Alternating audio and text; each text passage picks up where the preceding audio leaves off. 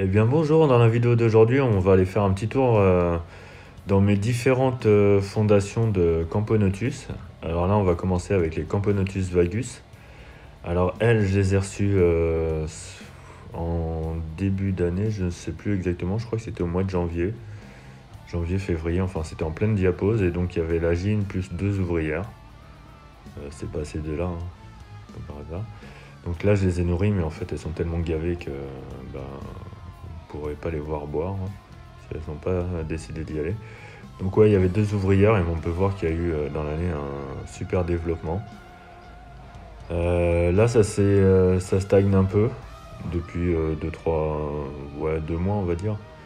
Donc là la gine a répondu il n'y a pas longtemps, on va voir qu'il y a pas mal d'œufs. Mais bon bah je suis vraiment content de cette espèce là, hein. Elles sont magnifiques à observer, bien excitées. Bon en ce moment il n'y a plus personne dans l'aire de chasse, elles y vont que par 2, 3, 4 maximum. Mais bon là on arrive en période hivernale. Alors je vais certainement leur faire une diapose je pense dans les 14 degrés, histoire de reposer bien la gine. Là on peut voir un gros major, alors c'est pas la gine, hein, c'est un major, il commence à y en avoir quelques-uns dedans. La gine elle doit être dans le gros tal en dessous, elle a tendance à se planquer. Elles se regroupent de plus en plus les unes entre elles.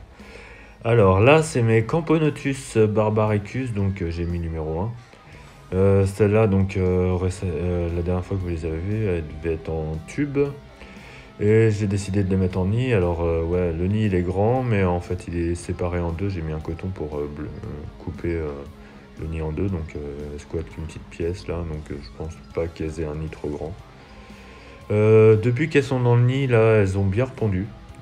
Là, il y a pas mal de petits œufs et puis il y a deux grosses larves là qui commencent à se développer. Donc un peu d'espoir. Ça c'est ma deuxième fondation de Camponotus barbaricus. Alors pareil, elle, je leur ai fait un nid vraiment à l'arrache dans une boîte de chez Jiffy qui me restait en stock. Et alors on peut voir que là, la gine me fait un beau petit couvain. Et c'est pareil, c'est depuis qu'elle est dans ce nid-là. Je l'humidifie légèrement. Voilà.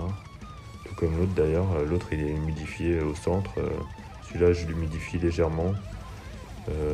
Les barbaricus aiment bien un petit peu d'humidité, pas trop mais un peu quoi. Alors c'est un format pratique hein, donc je suis à la recherche de boîtes comme ça parce que moi il y a 2 Jiffy près de chez moi mais il n'y a pas de boîte dedans.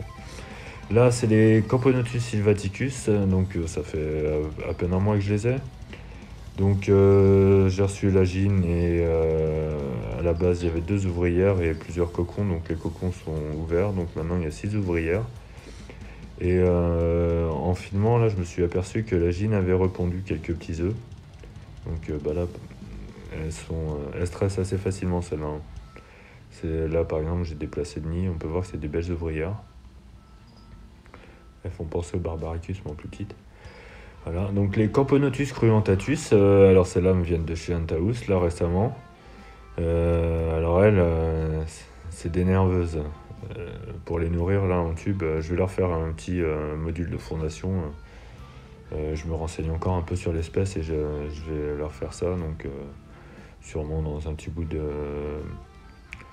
béton cellulaire là, vu que j'en ai acheté pour refaire l'aquarium de mes Messor barbarus. Je vais vous faire une vidéo bientôt sur ça. Alors là c'est une Camponotus herculeanus que je trouve magnifique comme gine. Donc alors là, elle a 2 ouvrières, en fait, j'ai mis une photo pour pas trop l'embêter, parce qu'elle est dans son coin, elle est toute seule.